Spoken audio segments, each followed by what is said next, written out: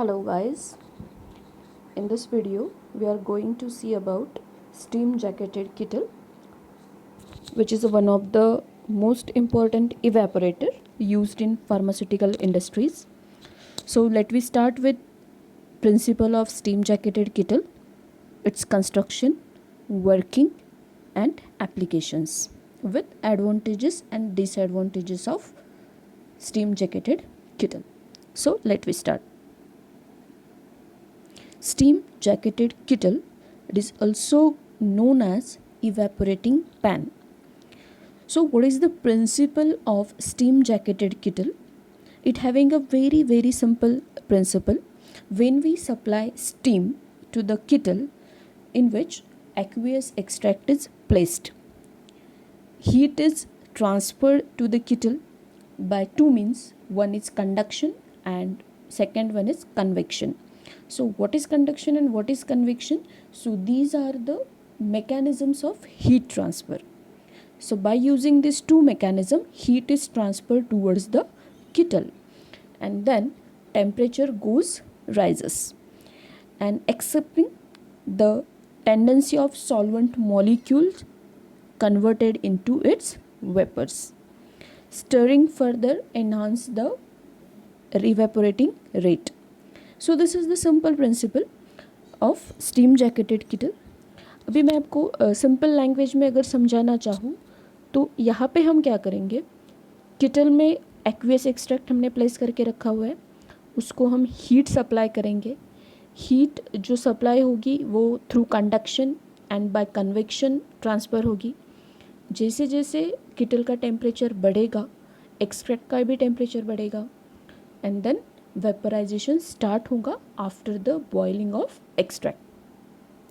सो boiling होगी तो movement of molecule get enhances and automatically the aqueous extract is converted into its vapor form and it start to evaporate. So this is the simple principle of steam jacketed kettle and it is also called as evaporating pan. Now the construction. In last PPT we have seen the diagram of steam jacketed kettle which having half dome shaped vessel having two layers. One is made up of iron and second is made up of copper. Now here the selection of material is two type because of conductivity, difference in conductivity. Copper having the excellent conductivity than the iron, and iron having the minimum conductivity, and that's why iron is placed for the insulation of heat on outer side of the kettle and copper is placed inside the kettle because to enhance the heat transfer mechanism. Now this hemispheric bowl having two layers and between the space of this two layer there is a steam which is used as a heating media. So this space is totally filled with the steam and pressure can be increases or decreases according to our need. And most important connections are baffles. Now these baffles are connected for the distribution of uniform heat throughout the kettle. So this is the simple construction of steam jacketed kettle. अभी यहाँ पे अगर हम देखें तो इसका जो shape है वो हाफ सर्कुलर शेप है, जहाँ पे कॉपर की एक लेयर है और जो अनदर लेयर है वो आयरन की है. अभी यहाँ पे कॉपर यूज़ किया है, आयरन यूज़ किया है. यहाँ पे दो मटेरियल यूज़ करने का रीज़न क्या है? बिकॉज दोनों का जो कंडक्टिविटी है वो अलग अलग है. कॉपर इनसाइड में है जिसको हम केटल बोलेंगे, जहाँ पे हम एक्वियस एक्सट्रैक्ट प्लेस करने वाले हैं, और आयरन जो है वो आउटर साइड में प्लेस किया है due to the poor thermal conductivity to insulate heat into the environment. और दोनों के बीच में जो स्पेस है वो पूरी की पूरी स्पेस स्टीम से भरी हुई है. ठीक है, तो ये जो कंस्ट्रक्शन है ये इसकी वजह से यहाँ पे दो मटेरियल्स हम यूज़ करते हैं. अभी आप बारीकी से अगर इस डायग्राम को देखोगे तो यहाँ पे एक दो आउटलेट हमें दिख रहा है. एक जो है एक प्रोडक्ट आउटलेट है और सेकंड जो है वो कंडेंसेट आउटलेट है. If any steam is cool down which is converted into condensate which is removed from this portion. Here is the jacket, then this is the steam inlet. Here is the pressure gauge to adjust the pressure according to our need. This is the pan like structure and that's why it is called as a evaporating pan. Okay, so this is the construction. Now how it works, what is the working of this evaporating pan? आपने अभी diagram तो देखी है, it having a pan like structure. तो इस pan में हम क्या करेंगे, एक्वियस एक्सट्रैक्ट प्लेस करेंगे. एक्वियस एक्सट्रैक्ट प्लेस करने के बाद हम उसको स्टीम सप्लाई करेंगे as a heating media through the inlet. Now heating enhances the temperature of extract and as the temperature of extract increases, extract start to vaporize due to the movement of liquid molecules which are present there. Now here is a one factor. In last video in evaporation we have seen the factors affecting rate of evaporation. So when continuously stirring is there, that stirring means agitation enhance the rate of evaporation. So in initial stages when we start to continuously stir it, it goes on increasing the rate of evaporation, and when that solution become concentrated, automatically the rate of evaporation goes decreases. Now again one thing is here, capacity of kettle is a most important thing.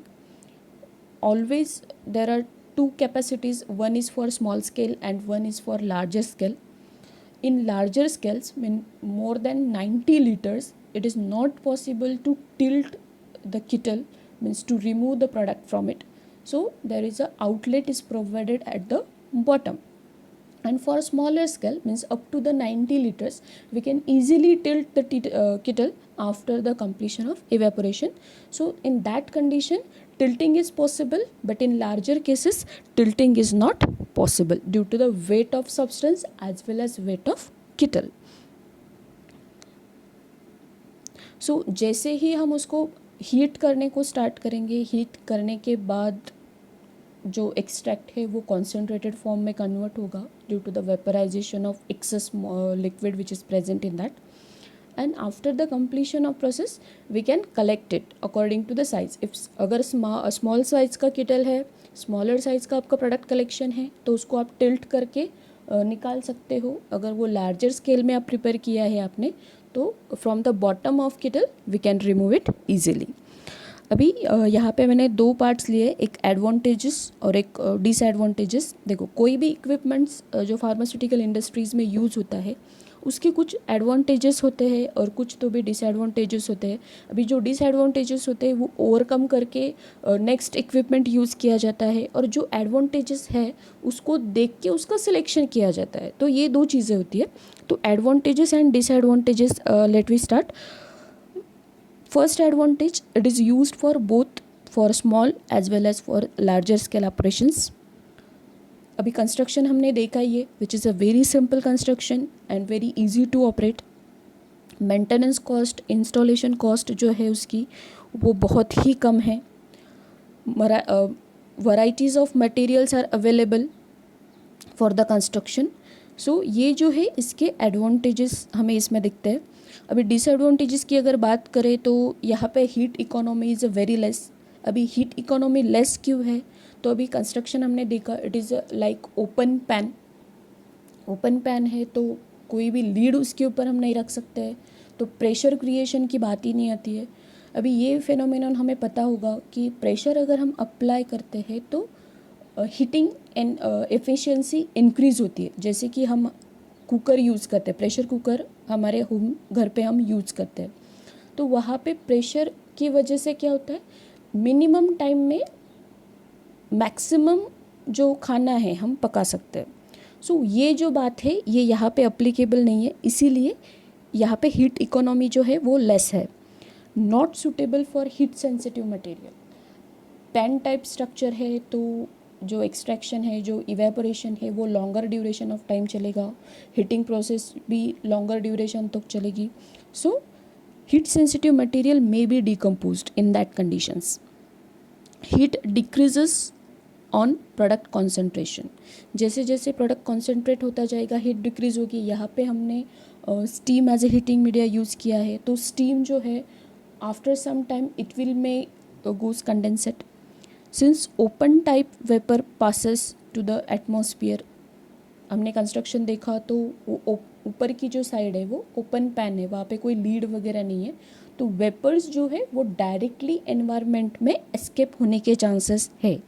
तो ये जो है इसके disadvantages है. अभी applications, it is used mostly for the concentration of aqueous and liquors. For example liquorice extract. So this is the most important application of steam jacketed kettle. It is also called as evaporating pan. अभी यहाँ पे मैंने इस topic के पे कुछ multiple choice questions निकाले हैं, क्योंकि अभी पीसीआई सिलेबस अगर आपने देखा होगा उसका क्वेश्चन पैटर्न, तो वहाँ पे एमसीक्यूज़ जो है वो पूछे जाते हैं. और दूसरी बात, जो बच्चे जीपैट के लिए प्रिपेयर करते हैं उनके लिए भी मल्टीपल चॉइस क्वेश्चंस करना बहुत ज़रूरी हो जाता है. इसीलिए मैंने कुछ एडिशनल मल्टीपल चॉइस क्वेश्चंस इस टॉपिक पे निकाले हैं. So let we start with it. To prevent rusting of jacket, dash is either tin और एनामल्ड ऑन इनर सरफेस. अभी रस्टिंग जो है वो आयरन की होती है, तो अगर हमें वो प्रिवेंट करनी है तो हम क्या कर सकते हैं, उसको टीन कर सकते हैं या फिर एनामल्ड कर सकते हैं. तो ऐसा कौन सा मटेरियल, तो रस्टिंग तो आयरन की होती है, तो इसका आंसर आयरन ही आएगा. स्मॉलर क्वांटिटीज़ और kettle is made up of single sheet of metal. अगर हम स्मॉलर क्वांटिटीज़ में यूज़ करोगे तो यहाँ पे सिंगल शीट ऑफ मेटल ही यूज़ होगा. Then steam jacket evaporation pan is also known as steam jacket kettle. Next जो है which is an excellent material for kettle, तो कॉपर है due to its high heat conductivity. The content must be stirred manually for smaller volume. Manually जो है हम smaller volume में ही stir कर सकते हैं, लार्जर वॉल्यूम में हमें मैकेनिकली स्टरिंग करना होता है. The heat economy of evaporation pan is high. The content must be stirred mechanically for larger volume, जो कि हमने पहले एमसीक्यू में देखा. The capacity of kettle is up to 90 liters may be made to tilt. 90 liters which is for smaller quantity and we can tilt it easily. The cost of installation and maintenance of steam jacket evaporating pan is low, जो हमने advantages में देखा. Then reduced pressure is cannot be created in open type evaporator. ये open type का evaporator है, तो यहाँ पे pressure create नहीं कर सकते हैं, इसीलिए ये इसमें possible नहीं है. तो ये कुछ MCQs थे जो मैंने निकाल के रखे थे. And thank you for watching this video. If you like it, so please press the like button. Thank you.